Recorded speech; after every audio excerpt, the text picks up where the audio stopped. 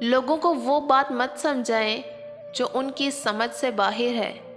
آپ صرف اپنا وقت اور اپنے قیمتی الفاظ ضائع کریں گے، کیونکہ جو بات وہ سمجھنا ہی نہیں چاہتے وہ آپ کے لاکھ سمجھانے پر بھی نہیں سمجھیں گے۔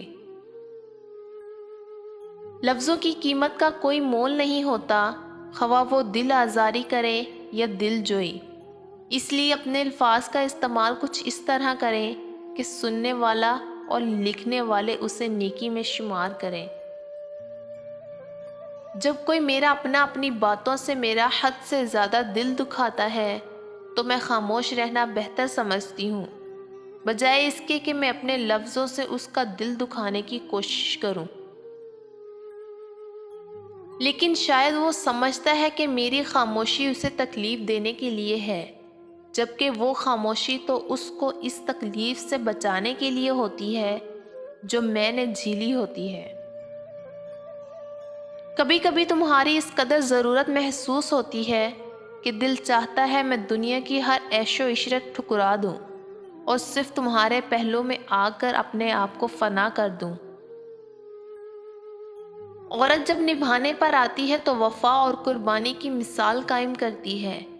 خلیل الرحمن قمر کہتے ہیں، جس مرد کے جیب میں عورت کی وفا ہو اور وہ نبھانا جانتی ہو، وہ مرد کتنا ہی کمزور کیوں نہ ہو، وہ کامیاب ترین مرد ہے۔ اور جب اجاڑنے پر آتی ہے تو اچھے خاصے مرد کو ذہنی مریض بنا دیتی ہے، اور یہ ہنر مرد کے مقابلے میں عورت کے پاس زیادہ ہے۔ عرب معاشرے کی تاریخ میں سب سے بہترین بات یہ ہے کہ ان کے یہاں بیوہ یا متعلقہ سے شادی میں کوئی عیب نہیں سمجھا جاتا تھا۔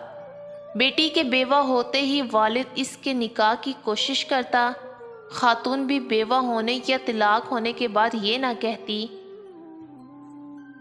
کہ میں تو ان کی یادوں کے سہارے زندگی گزار لوں گی، بلکہ عدت پوری ہوتے ہی نکاح کی تیاریاں شروع کر دی جاتی۔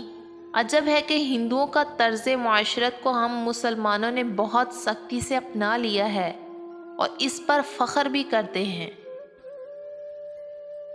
مرد کی وفاداری دیکھنی ہے کہ وہ آپ کے ساتھ کتنا سچا اور مخلص ہے، تو اسے دوسری عورت کی طرف دیکھنے کا موقع دو اور دیکھو کیا کرتا ہے۔